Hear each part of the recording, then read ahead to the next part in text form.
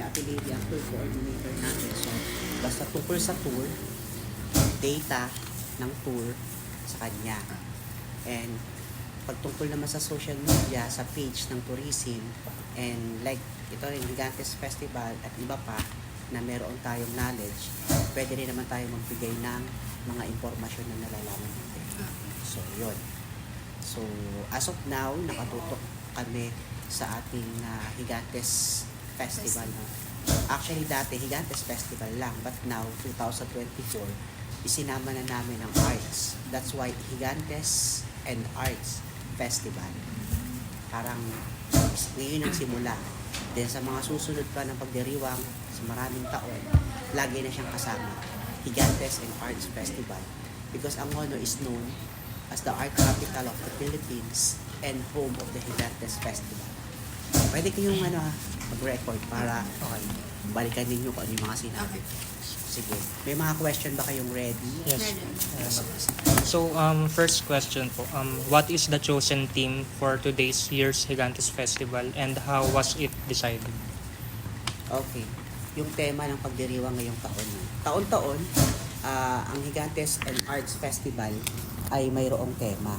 So, ito'y nakadepende sa kung ano yung gusto nating ipakita, sabihin at iparamdam sa mga mamamayan ng Angono. And this year's theme, nagkakaisa at tulong-tulong sa higanteng pagsulong.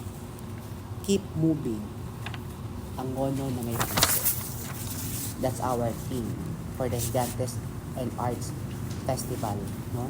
Kasi naniniwala tayo na kung lahat tayo ay nagkakaisa at tulong-tulong, walang programa o proyekto na hindi natin mapagtatagumpayan. At syempre, hindi lamang ang ating mga lokal na mga namumuno ang siyang dapat na gumagawa nito. Dahil bahagi ang bawat mamamayan ng pagsulong at pag-unlad ng isang bayan. Kaya dapat palagi silang kasama. So, dapat tayo ay nagkakaisa at tulong-tulong. Ganun dapat ang mindset natin, hindi yung kanya-kanya. So, nung napili niyo po yung ganyan team, ask ko lang po if kinausap niyo po ba yung community para makapag-come up po kayo sa ganyan team or kayo po mismo yung decide? Well, bahagi din ng ating paglikha o paggawa ng tema, kailangan isinasaalang-alang mo din yung opinion ng mamamayan at opinion ng kapaligiran. Although meron tayong mga namumuno na siyang nagde-decide na para doon. So, dahil na rin sa ito yung gusto natin at ito yung nararamdaman natin at ito yung kailangan natin.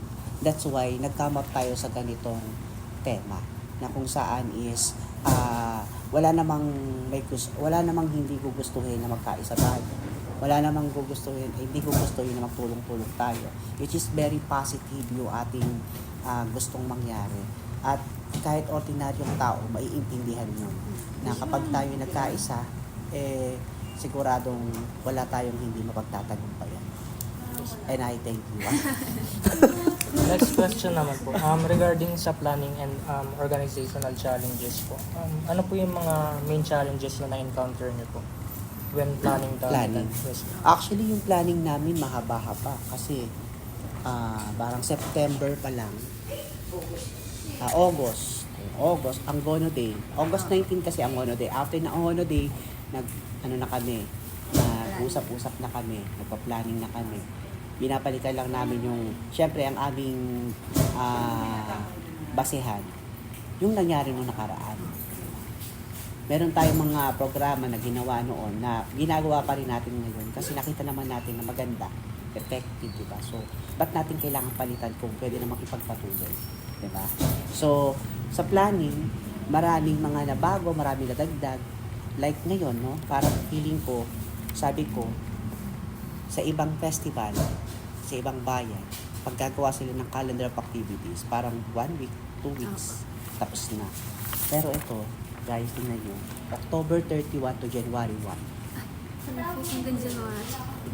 Diba? So, kung lahat ng yan, ang kikilos ay ang mga tourism ng staff, ay staff ng tourism. Nako. At lahat kami sabay-sabay. Baka yung iba sa'yo may sakit na. Kaya ito, by tasking. Merong naka-schedule sa gatong araw para maano natin yung kalusugan din ng bawat isa. Kasi pagka over naman, baka bukas wala nang bukas. Okay.